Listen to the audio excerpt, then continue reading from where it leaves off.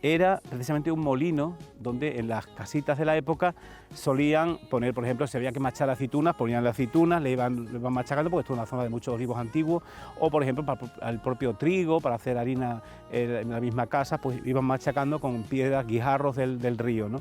Y esto te lo puedes encontrar por aquí en muchísimos espacios, porque estamos hablando de un terreno donde hubo mucha vida de todas las culturas. Ajá.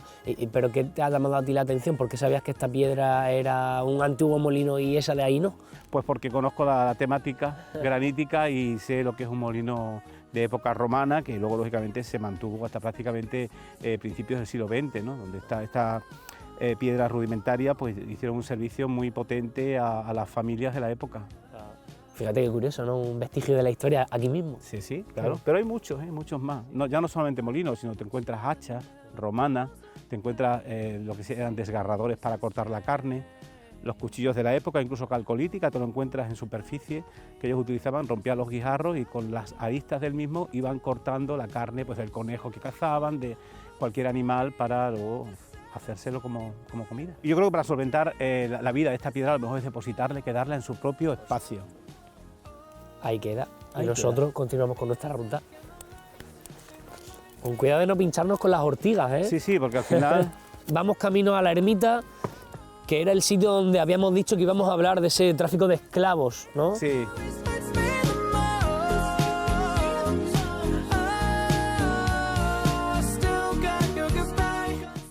Fermín, esta es la segunda ermita, ¿no?, que habíamos citado y que va a ligarnos, ¿no?, con ese tema de la esclavitud y también con el judaísmo. Tiene mucho que ver con estos dos aspectos. Sí, porque la frontera siempre ha sido una salida, un escape ante momentos de persecución. Lo vimos en la Guerra Civil Española, pero también, lógicamente, en épocas anteriores. Por ejemplo, la gente que eran perseguidas por la Inquisición de Évora, sobre todo los conversos de judíos, pasaban la frontera y se ubicaban en estas poblaciones. ¿Por qué? Porque ya la Inquisición de Llerena aquí no tenía potestad para poder actuar contra esa persona. Por lo tanto, ahí hubo una realidad judía muy importante, que aún quedan muchísimos matices en todos estos pueblos de aquí de la comarca de Olivenza. Por ejemplo, ¿tú te has preguntado alguna vez por qué se hace la matanza pública en los pueblos? Porque se podía hacer en el corral, ¿no? Y claro, no ensucias la casa. No, hay que hacerla a la puerta de la calle y que la casa huela a cerdo. ¿Por qué? Porque yo, que soy converso de judío, tengo que demostrar al cristiano de raza que me puede denunciar a la Inquisición que voy a comer cerdo. Hay un primer plato que le llaman la prueba. Ah, claro. Pero la prueba no es para probar como hoy lo conocemos, era para probar al dueño del cerdo y con testigos. Por eso se llamaban a los vecinos y a toda esta gente para ver si realmente comían cerdo o no. Y si no lo comía, te ponían vigilancia nocturna. Son matices que pasan desapercibidos para mucha gente, pero que nos sitúa en esta realidad que estamos contando de cómo la frontera fue algo permeable que incluso llegó a estar in situ hasta el día de hoy en Alconchel, en Cheri y en otros muchos pueblos de aquí de la comarca. Ajá. Y luego otro aspecto fundamental es que estamos ya al pie de lo que antiguamente era el propio río Guadiana, ¿no?, que hoy se ha convertido en ese embalse y que era un río navegable, y eso dice mucho de la historia de este lugar, ¿verdad? Totalmente, porque lógicamente al no haber presas en siglos anteriores, pues 6 o 8 meses el río prácticamente era navegable.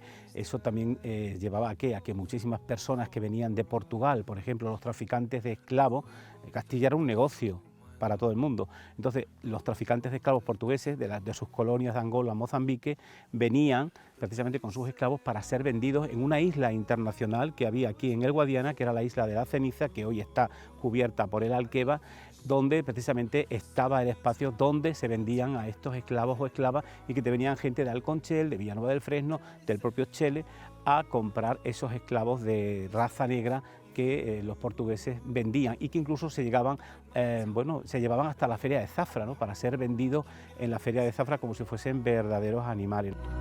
Our paradise lost, our paradise lost, so we hid there in that garden. Por cierto, Fermín, que no te he preguntado qué te liga a ti con el senderismo.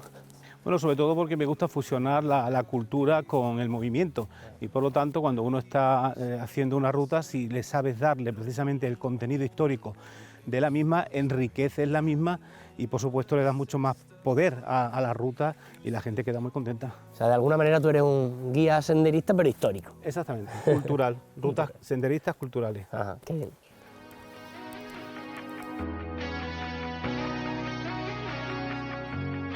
I took the blame Like I'm the one that made you lie right to my face. At 4 a.m. when you showed up to wreck the place. Saying I'm the reason that you act this way. Yeah, I took the blame. Bueno, Manolo, ya vamos afrontando la parte final en un firme un poquito más cómodo. I thought we'd always end up in a happy ending. But love ain't throwing rings and breaking dirty. Antes de acabar esta ruta, ya está cayendo el sol, sí que me gustaría preguntarte sobre tu experiencia como senderista, porque creo que caminas bastante, ¿no? Bueno, sí, ahora lo hacemos casi diario. Sí. Hemos hecho por ahí algunas rutas por ahí fuera también, pero sí, me gusta caminar, sí. Y creo que también participas en un famoso programa que hay aquí en Cheles, ¿no? Cheles Camina de Noche, cuéntame en qué consiste. Camina de noche, bueno, es algo diferente, es distinto a todo lo que es una ruta normal, digamos, ¿vale? Tú date cuenta que cuando vas por la mañana, por ejemplo, el paisaje, puedes ir viendo el paisaje, disfrutando de todo eso, y por la noche quizá el paisaje pues lo hagas tú, realmente, esas linternas que se encienden por la noche y tal, diferente y distinto, y la verdad es que es muy bonito. ¿Cómo se la podemos vender a un senderista esta zona? Lo que tienes aquí es mucha diversidad, pues tienes la dehesa, tienes monte, tienes el lago de Alqueva, donde tenemos pues la playa que tenemos aquí en el pueblo. Y personalmente, ¿a ti qué es lo que más te fascina? Bueno, a mí la ruta que hemos hecho hoy es la que más me gusta, la Sierra San Blas. Habéis visto que es un punto muy alto, y luego, hombre, pues llegar allí cuando llegamos a la playa y ver el entorno de la playa también, ese es el punto más que yo aconsejaría a todo el mundo, diría. Y cuando acabas, comer peces, entiendo, ¿no? Bueno, lo que sea, ese día, porque por ejemplo, como te has dicho antes, David, tenemos también la ruta que hemos hecho hoy, que es la ruta de la matanza. Ese día no comemos peces, ese día comemos cerdo. A mí creo que me tocan peces, así que venga, vamos. Vámonos. Que se nos hace de noche. Venga. Crazy how crazy follows you around. Baby, if that's what you wanna do. Yeah, it ain't hard to see. Y así, paso a paso, dejamos atrás a nuestros amigos que nos han acompañado por la Sierra de San Blas amablemente.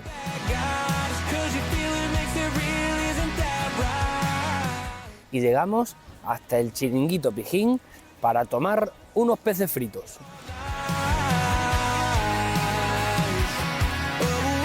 Dani, ¿qué tal? ¿Qué pasa? ¿Cómo estamos? Pues nada, aquí maravillado por este cielo y por estos manjares, vamos.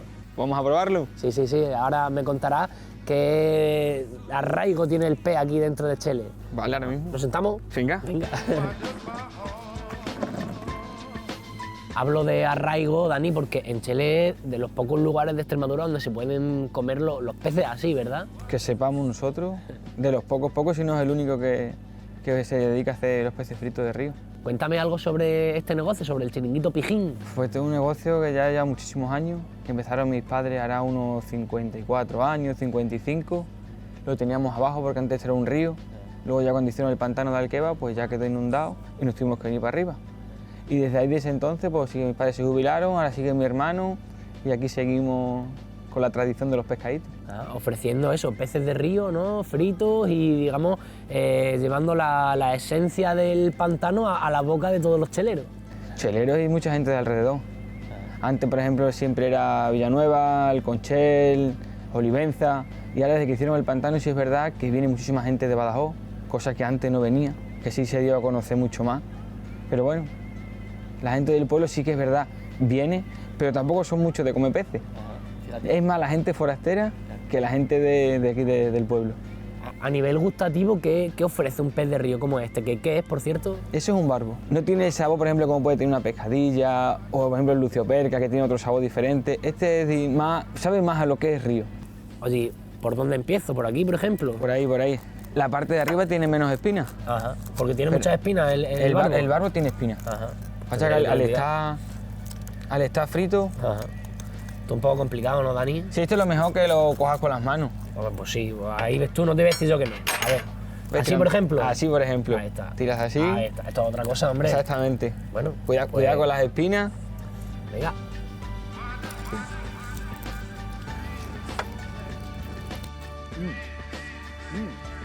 Está sabroso, está muy rico, ¿eh? Muy rico.